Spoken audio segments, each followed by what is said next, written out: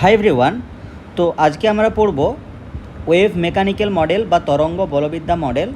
তাহলে এই মডেলের কিছুটা অংশ তোমাদের দেখলেই হবে, আর বাদবাকি যে অংশটা বলবো সেই অংশটা যারা বেসিক লেভেল পড়ছো তাদের দেখার দরকার নেই, যারা কম্পিটিটিভ পড়ছো অবভিয়াসলি তারা দেখবে।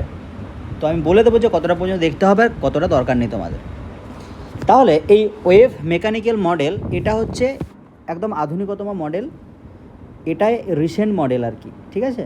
তাহলে যখন তুমি অণুবীক্ষণিক কণাসমূহ যেমন ধরো ইলেকট্রন, প্রোটন, এদের তুমি ধর্ম নিয়ে আলোচনা করবে, তখন কি প্রয়োগ করা হয়?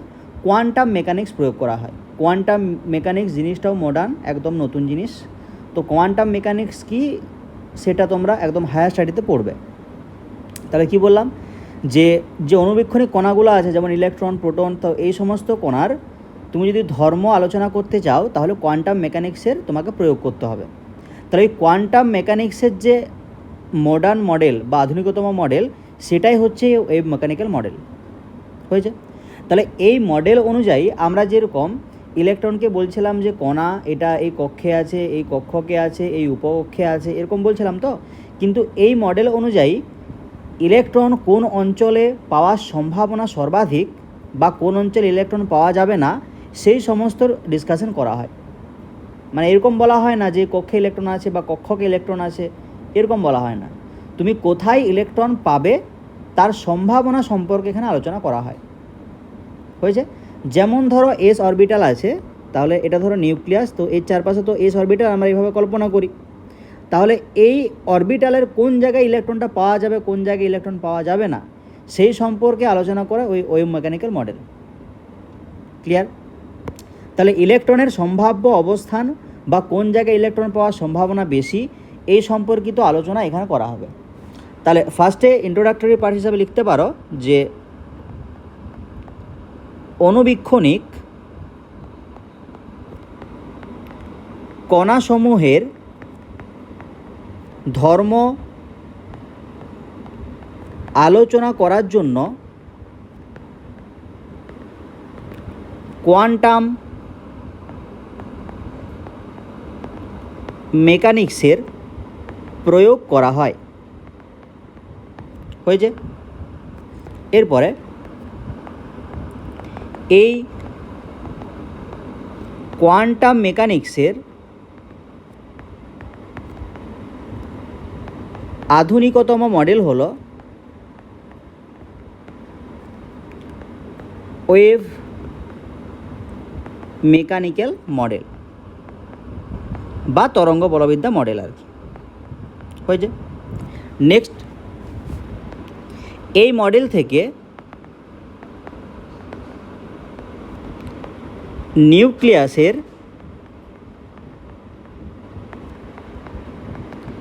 চারিদিকে কোন অঞ্চলে ইলেকট্রন পাওয়ার সম্ভাবনা সর্বাধিক তা বলা যেতে পারে। তাহলে এখানে ইলেকট্রন পাওয়ার সম্ভাবনা নিয়ে আলোচনা করা হয়, যেটা একটু আগেই বললাম। তাহলে এই ইলেকট্রনের সম্ভাব্য অবস্থান বা সম্ভাবনা জানার জন্য বিজ্ঞানী শ্রোডিঞ্জার একটা সমীকরণ দেন, ঠিক আছে। তাহলে ইলেকট্রনের সম্ভাব্য অবস্থান জানার জন্য বিজ্ঞানী শ্রোডিঞ্জার একটি সমীকরণ দেন। কি সমীকরণ? d2 psi dx2 plus d2 psi dy2 plus d2 psi dz2 plus 8 pi square m by h square into e minus V into psi is equals to 0, যেখানে এই সাইটাকে বলা হয় তরঙ্গ অপেক্ষক বা ওয়েভ ফাংশন। আচ্ছা, এক্স ওয়াই জেড এগুলো হচ্ছে কার্তেজীয় স্থানাঙ্ক, এগুলো তোমরা জানো। কার্তেশীয় স্থানাঙ্ক ওকে, আচ্ছা ইটা হচ্ছে ইলেকট্রনের মোট শক্তি, ভিটা হচ্ছে ইলেকট্রনের স্থিতিশক্তি, এইচটা প্লাঙ্কের ধ্রুবক, এমটা ইলেকট্রনের ভর, এগুলো তো জানো সবই। তাহলে এইটা হচ্ছে ওই শ্রোডিঞ্জারের সমীকরণ। তাহলে এখান থেকে তুমি ওই ইলেকট্রনের সম্ভাব্য অবস্থান জানতে পারবে। হয়েছে? তাহলে এই সমীকরণ সমাধান করে, এই সমাধান এগুলো তোমাদের কিছুই নেই, এগুলো সব হায়ার স্টাডির জিনিস, ঠিক আছে? সমাধান করে সাইয়ের মান জানা যায় এবং তা থেকে ইলেকট্রনের সম্ভাব্য অবস্থান, শক্তি, এগুলি জানা যায়। তাহলে ওটা হচ্ছে তোমার সমীকরণ। এই সমীকরণটা একটু খেয়াল রাখতে হবে, ঠিক আছে? এরপরে এই সমীকরণ থেকে সাইয়ের মান কী করে বের করতে হয় ওসব জিনিসপত্রগুলো তোমাদের নেই। তাহলে সমীকরণটা খেয়াল রাখলেই হবে। এই সমীকরণটা অনেক সময় জিজ্ঞেস করে যে নিচের মধ্যে কোনটি শ্রোডিঞ্জার সমীকরণ বলো। তাহলে এই শ্রোডিঞ্জারের সমীকরণটা সমাধান করলে সাইয়ের মান পাওয়া যায়, ঠিক আছে? বিভিন্ন উপঅক্ষের ক্ষেত্রে বা অরবিটালের ক্ষেত্রে সাইটা বিভিন্ন রকম হয়। এরপরে সাই অনুযায়ী তার ওই সম্ভাব্য অবস্থান আর শক্তিটা জানা যায়, যেগুলো তোমাদের পড়ার পাঠ নয়। তাহলে এখানে এত কিছু যেটা বললাম এখনও পর্যন্ত, শুধুমাত্র এই সমীকরণটা একটু মনে রাখতে হবে। হয়েছে? তারপরে যেগুলো বলছি এগুলো তোমার কোশ্চেনের পার্সপেক্টিভ থেকেও ইম্পর্টেন্ট নয়, যারা বেসিকের জন্য পড়ছো। এরপরে তরঙ্গ বলবিদ্যার বৈশিষ্ট্য। 1 নাম্বার, ইলেকট্রন এর সমস্ত তথ্য সাই এর মধ্যে নিহিত থাকে। মানে ওই সাই তোমাকে ইলেকট্রনের সমস্ত তথ্য দিয়ে দেবে, যে ইলেকট্রনটা কোথায় আছে, ওর কোনো অঞ্চলে পাওয়ার সম্ভাবনা কত, ইলেকট্রনের শক্তি কত, এই সম্পর্কে সব তথ্য আর কি। 2 নাম্বার, ইলেকট্রনের গতিবেগ ও অবস্থান একই সাথে না জানা গেলেও কোনো নির্দিষ্ট মুহূর্তে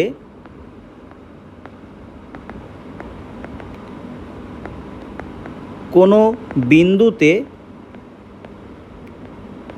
ইলেকট্রন পাওয়ার সম্ভাবনা জানা যায়।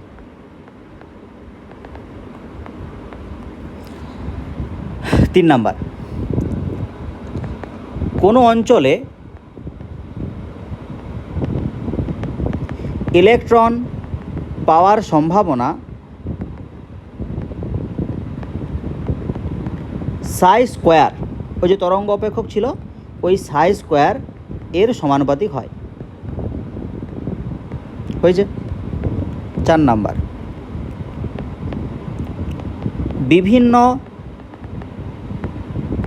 অরবিটালের ক্ষেত্রে শ্রোডিঞ্জার সমীকরণ সমাধান করার জন্য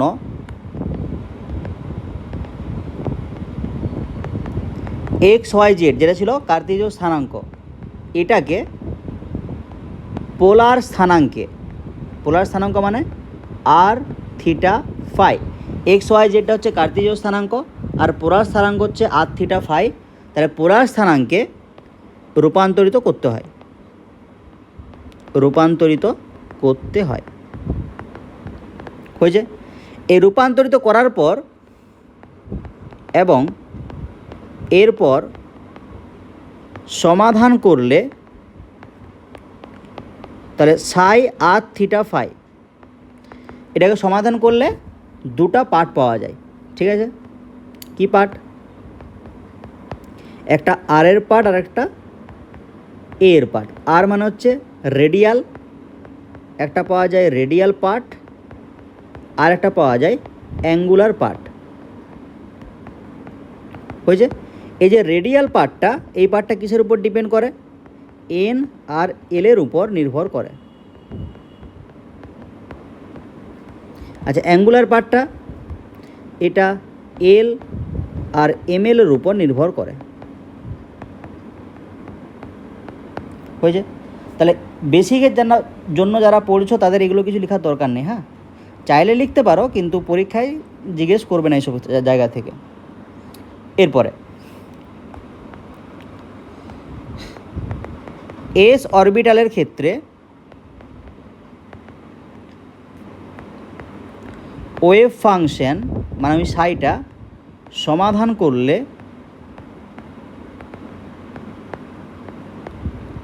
অ্যাঙ্গুলার পার্ট উপস্থিত থাকে না। মানে শুধুমাত্র ওই আর অফ আর ওই পার্টটাই থাকবে, ওই এর পার্টটা থাকবে না যদি তুমি এস অরবিটালের ক্ষেত্রে ওই শ্রোডিঞ্জারের সমীকরণটা সমাধান করো। আর বিভিন্ন অরবিটালের ক্ষেত্রে ওই সাইটা বিভিন্ন হবে, তাহলে সমাধান করলে তার সমাধানটাও বিভিন্ন রকম আসবে। তাহলে এস অরবিটালের ক্ষেত্রে তুমি যদি ওই সমীকরণটা সমাধান করো, সেই ক্ষেত্রে কিন্তু ওই অ্যাঙ্গুলার পার্টটা থাকবে না। হয়েছে? তাহলে এন এল এম এল সব কিছু আমি এখানে দেখতে পেলাম, মানে সব কিছুরই উল্লেখ করলাম, কিন্তু এম এর সাথে তো উল্লেখ করিনি।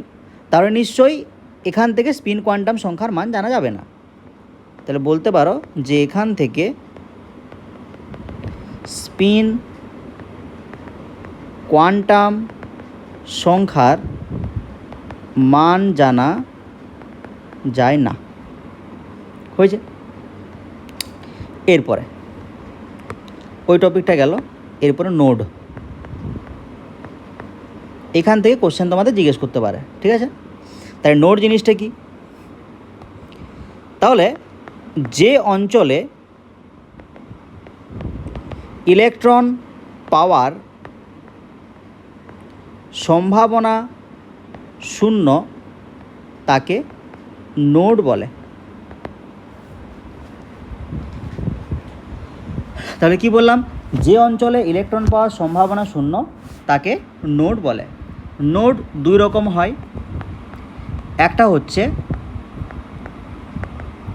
রেডিয়াল বা স্ফেরিক্যাল বা ওরিও নোড। আচ্ছা, এই মানটা কি করে বেরোয়? N minus L minus one. তাহলে রেডিয়াল নোড বা স্ফেরিক্যাল নোড বা ওরিও নোড এর মান কত হয়? N minus L minus one. আর একটা আছে অ্যাঙ্গুলার নোড। অ্যাঙ্গুলার বা কনিক্যাল বা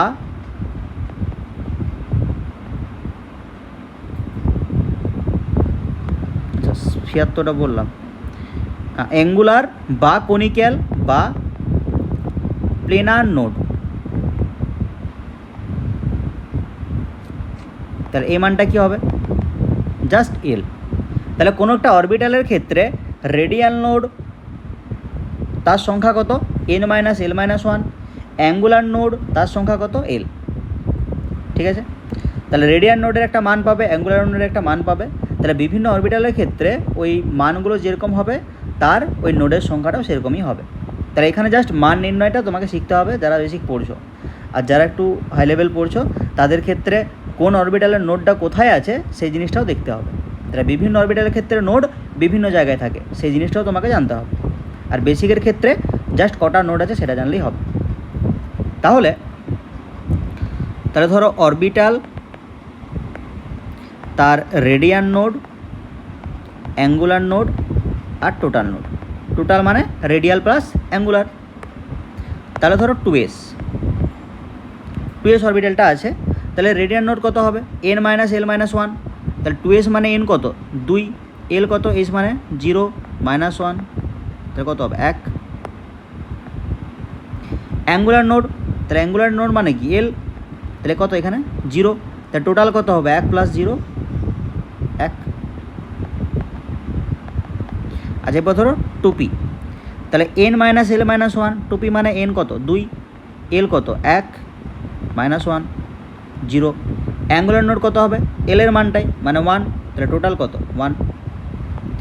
ধরো 3d, তাহলে N minus L minus one, তাহলে এন কত? 3, এল কত, ডি এর ক্ষেত্রে এল কত হয় 2 -1 তাহলে 0। অ্যাঙ্গুলার নোড শুধু এল এর মানটা 2, টোটাল কত হবে 2। তাহলে এইভাবে রেডিয়াল আর অ্যাঙ্গুলার নোডটা বের করা হয় আর কি। হয়েছে। এরপরে বিভিন্ন অরবিটালের শেপ বা আকৃতি। হয়েছে। প্রথমে এস অরবিটাল। তাহলে এস অরবিটালের শেপ কি হয়, স্ফেরিক্যাল বা গোলকাকার, এরকম এস অরবিটাল এরকম দেখতে হয়। 2 নম্বর পি অরবিটাল, এর শেপ কি হয়, ডাম্বেল, ডাম্বেল এরকম দেখতে হয় না, তাহলে এরকমের শেপটা হয় আর কি। তাহলে এই শেপের কিছু আসছে, আসেনি, ঠিক আছে। তাহলে পি অরবিটালের ক্ষেত্রে আমি কি দেখেছিলাম, এস এর ক্ষেত্রে একটাই ঘর ছিল, পি এর ক্ষেত্রে 3টে ঘর, যেটাকে আমি বলছিলাম -1 0 +1। তাহলে 3টে ঘরকে আবার একটা নাম দেওয়া যায় কি, P X, P Y, P Z. হয়েছে। তাহলে এটা ধরো এক্স ওয়াই, এটাও এক্স ওয়াই, এটা ধরো এক্স জেড। তাহলে পি এক্সের শেপ ডাম্বেল হবে, তাহলে পি এক্সটা ডাম্বেলটা কী বরাবর থাকবে, এক্স বরাবর, এরকম। পি ওয়াইটাও ডাম্বেল, ওয়াই বরাবর থাকবে। পি জেডটাও ডাম্বেল, জেড বরাবর থাকবে। এটা হচ্ছে পি অরবিটালের শেপ। তাহলে এটা পি এক্স, এটা পি ওয়াই, এটা পি জেড। এরপরে ডি অরবিটাল। তাহলে ডি অরবিটাল কী হয়, ডবল ডাম্বেল। হয়েছে। তাহলে ডি এর ক্ষেত্রে কি বলেছিলাম, 5টা ঘর থাকে। তাহলে একটা বলেছিলাম -2 -1 0 +1 +2। তাহলে এটার ক্ষেত্রে যেমন P X, P Y, P Z বলেছিলাম, এটার ক্ষেত্রে নামগুলো কী হয়, D X Y, D Y Z, D Z X, D Z square, D X square -Y square. তাহলে এই ক্ষেত্রেও 5টা আমরা করব। তাহলে 5টার শেপ 3টের প্রায় একই রকম আর 2টোর একটু আলাদা।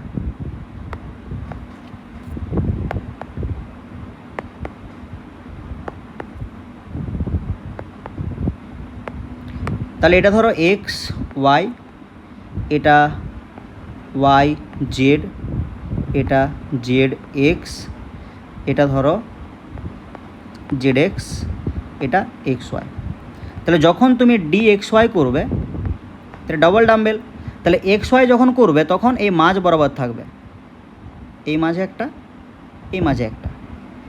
ডি ওয়াই জেড যখন করবে তখন এই মাঝে একটা থাকবে ডাম্বেল, আর এই মাঝে একটা ডাম্বেল থাকবে। ডি জেড এক্স যখন করবে এরকম মাঝ বরাবর থাকবে। হয়েছে। এরপরে ধরো ডি জেড স্কোয়ার একটা আছে, আর D X square -Y square আছে। তাহলে এক্স স্কোয়ার -ওয়াই স্কোয়ারের সময় এক্স অক্ষ বরাবর একটা ডাম্বেল থাকবে, আর ওয়াই অক্ষ বরাবর একটা ডাম্বেল থাকবে। জেড স্কোয়ারের সময় জেড অক্ষ বরাবর একটা ডাম্বেল থাকবে, আর একটা ডাম্বেল না থেকে এই মাঝে একটা চাকতি থাকবে, চাকতি। তাহলে একটা ডাম্বেল আছে, ওর মাঝে একটা চাকতি কল্পনা করো, এটা হচ্ছে ডি জেড স্কোয়ারের শেপ। তাহলে এইগুলো হচ্ছে বিভিন্ন অরবিটালের শেপ। এবার এফের ক্ষেত্রে শেপগুলো একটু কমপ্লিকেটেড হয়, তার জন্য এফের ক্ষেত্রে আমরা শেপগুলো দেখব না। হয়েছে।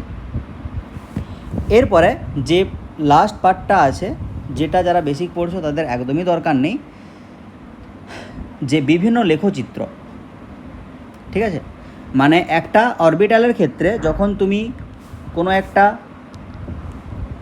অক্ষ বরাবর যাচ্ছ, সেই ক্ষেত্রে ইলেকট্রনের ঘনত্বটা কীভাবে পরিবর্তন হয় বা কোন অঞ্চলে ইলেকট্রন পাওয়ার সম্ভাবনা বেশি সবচেয়ে, সেই জিনিসগুলো দেখা হয় আর। হয়েছে। তাহলে এই লেখচিত্রগুলো একটু দেখতে হবে। হয়েছে। তাহলে কার কার লেখচিত্র দেখবে, সাই ভার্সেস আর, আর মানে ডিস্টেন্স আর কি। নিউক্লিয়াস থেকে যত তোমার ডিস্টেন্স বাড়বে এই সাইয়ের মানটা কীভাবে পরিবর্তিত হবে সেটা দেখব। সেকেন্ড, সাই স্কোয়ার ভার্সেস আর। সাই স্কোয়ার এটাকে কী বলা হয়? প্রবাবিলিটি ডেনসিটি বা সম্ভাব্যতা ঘনত্ব। তাহলে ইলেকট্রন পাওয়ার সম্ভাবনাটা এর সমানুপাতিক, আগেই বলেছিলাম। 3 number, 4 pi R square into R of R versus R. হয়েছে? এই পোর্শনটা কি এটা আগে বলে দিই। তাহলে সাই স্কোয়ারটা বললাম যে প্রবাবিলিটি ডেনসিটি, যেটা কোনো একটা অঞ্চলে ইলেকট্রন পাওয়ার সম্ভাবনা কত তার সমানুপাতিক হয়। তাহলে এই 4 পাই স্কোয়ার আর অফ আর এই জিনিসটা কি? তাহলে ধরো এটা হচ্ছে তোমার নিউক্লিয়াস, তাহলে এর বাইরে ধরো একটা অরবিটাল আছে। হয়েছে? তাহলে ওই অরবিটালেরই একটা নির্দিষ্ট অঞ্চল আমি নিয়ে নিচ্ছি, ধরো এটা একটা অঞ্চল। তাহলে এই যে অঞ্চলের বেদ, এটা অরবিটালের একটা অঞ্চল আমি নিলাম, এই বেদটা বলছি ডিআর। তাহলে একটা নিউক্লিয়াস কল্পনা করো, তার বাইরে একটা গোলক কল্পনা করো। তাহলে ওই গোলক থেকে তুমি একটা নির্দিষ্ট অঞ্চল নিয়ে নিলে যার বেদ হচ্ছে ডিআর। তাহলে এই ডিআর অঞ্চলের মধ্যে ইলেকট্রন পাওয়ার যে সম্ভাবনা সেটাকে বলা হয় কি? রেডিয়াল প্রবাবিলিটি ডিস্ট্রিবিউশন বা আরপিডি। তাহলে এর মানটা কি হয়? Radial probability density into volume of the radial shell.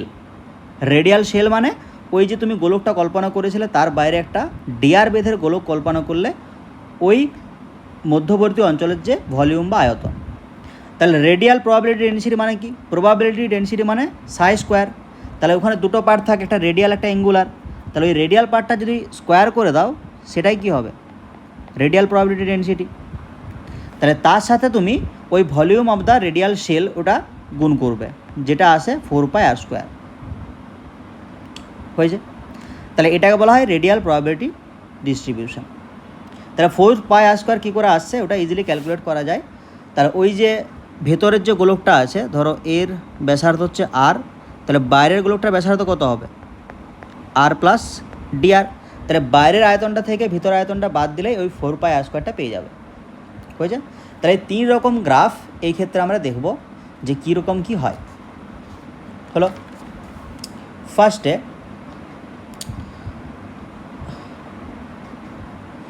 তাহলে ফরম্যাটগুলো আগে করে নিই। তাহলে সাই ভার্সেস আর।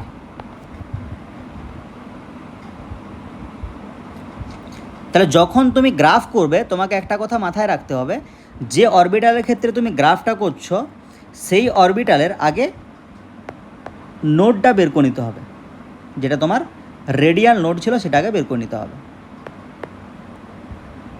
হয়েছে? এটা যেমন মাথায় থাকে। তাহলে এই সাই ভার্সেস আর এর ক্ষেত্রে গ্রাফ আলাদা রকম হয়, সাই স্কোয়ার ভার্সেস আর এর ক্ষেত্রে আলাদা হয়, আর ওই যে 4 pi R square into R square of R ওর ক্ষেত্রে গ্রাফ আলাদা রকম হয়। তাহলে সাই ভার্সেস আর এই গ্রাফটা কীরকম হবে? তাহলে প্রথমে কি বললাম যে তোমাকে দেখে নিতে হবে যে নোড কটা আছে। তাহলে ধরো 1s ক্ষেত্রে তুমি এই গ্রাফটা করছো, তাহলে 1s ক্ষেত্রে রেডিয়ান নোড কত থাকে? 0, n মাইনাস l মাইনাস 1। তাহলে 1 মাইনাস 0 মাইনাস 1 কত হবে? 0। আচ্ছা, যখন এসের ক্ষেত্রে গ্রাফটা তুমি করবে এই সাইয়ের গ্রাফটা, তখন উপর থেকে শুরু করতে হবে।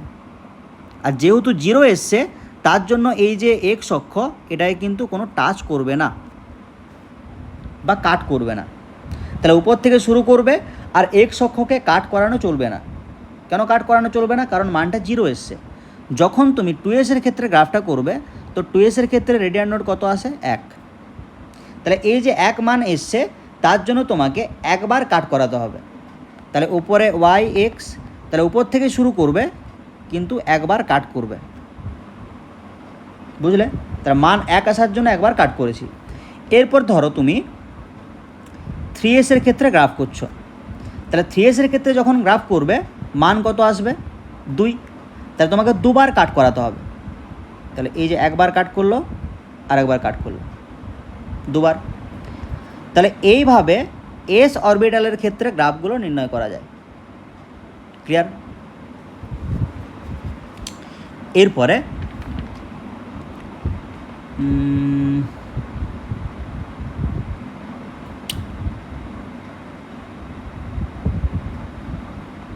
সাই স্কোয়ার। তাহলে সাই স্কোয়ার ভার্সেস আর যখন তুমি গ্রাফ করবে, তাহলে এখানেও সেম। ধরো 1s ক্ষেত্রে গ্রাফ করছো, তাহলে তোমার মান কত এসছে? 0। তাহলে 0 আসার জন্য টাচ করবে না। তাহলে এইখানে যে কথাটা ইউজ হয় সেটা হচ্ছে কাট। হয়েছে? সাইয়ের সাথে যখন আর এর গ্রাফ করবে তখন কাট কথাটা ইউজ হয়। তাহলে 0 এলে কাট করবে না, 1 এলে একবার কাট করবে, 2 এলে দুবার কাট করবে।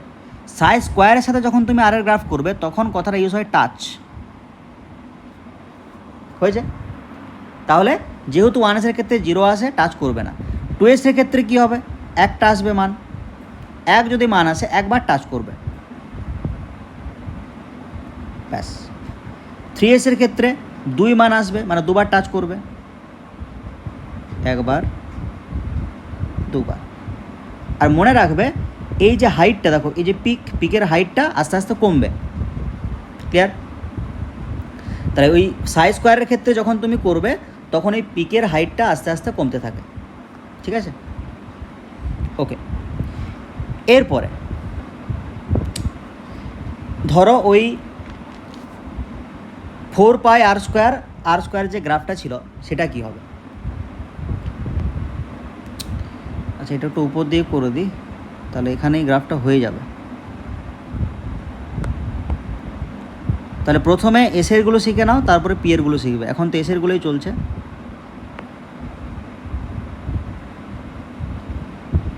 তাহলে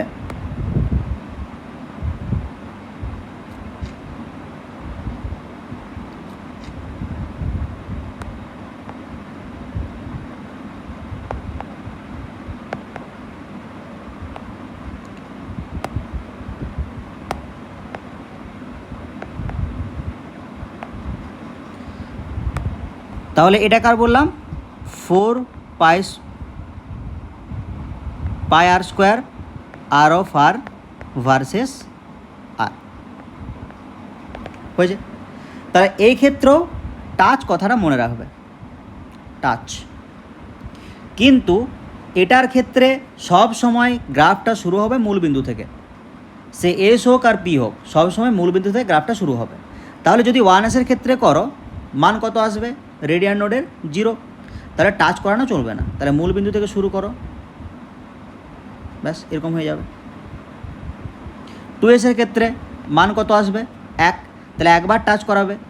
কিন্তু এই ক্ষেত্রে খেয়াল রাখবে যখন তোমার পিকটা হবে সেই পিকটা কিন্তু পরবর্তী ক্ষেত্রে উপর দিকে যাবে। তাহলে একবার যদি টাচ করাও, ধরো একবার টাচ করালে এর পরের পিকটা কিন্তু উঁচুতে যাবে। তাহলে যখন সাই স্কোয়ার করেছিলে তখন পিকটা নিচুতে যাচ্ছিল, হাইটটা কম ছিল।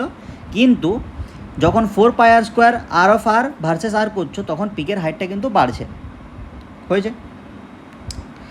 আচ্ছা, এরপরে ধরো 3s ক্ষেত্রে করছো, তাহলে কবার টাচ করবে? 3 বার। তাহলে এটা ধরো একবার, দুবার, আচ্ছা দুবারই তো টাচ করবে। 3s ক্ষেত্রে মান তো 2 হয়, তাই দুবার টাচ করবে। পিকের হাইটটা দেখো আস্তে আস্তে বাড়ছে। তাহলে এইগুলো সব গেল এসের গ্রাফ। আর পিয়ের গ্রাফটা এই যেমন তুমি করলে এই 4 pi R square R of R versus R, পিয়ের গ্রাফটা এটার ক্ষেত্রে সেম হবে, কোনো সমস্যা নেই। ঠিক আছে? তাহলে পিয়ের ক্ষেত্রে, আচ্ছা এইগুলো বলে দিই যে পিয়ের ক্ষেত্রে 4 pi R square R of R versus R, এই গ্রাফগুলি একই নেচারের হয়, মানে একই রকম হয় আর কি। তাহলে দেখতে হবে যে অরবিটাল ক্ষেত্রে বলেছে, মানে ধরো 2p বা 3p, তো সেই ক্ষেত্রে ওই রেডিয়াল নোডের মানটা কত, যেরকম মান আসবে সেরকম তুমি টাচ করাবে, আর সব সময় হাইটটা আস্তে আস্তে বাড়তে থাকবে। বুঝে? তাহলে পিয়ের ক্ষেত্রে আর এই গ্রাফগুলো করছি না। তাহলে শুধুমাত্র ওই পি এর ক্ষেত্রে সাই ভার্সেস আর আর সাই স্কোয়ার ভার্সেস আর এই গ্রাফটা কীরকম হয় সেটা দেখাচ্ছি। তাহলে ফরম্যাটগুলো করে নিই।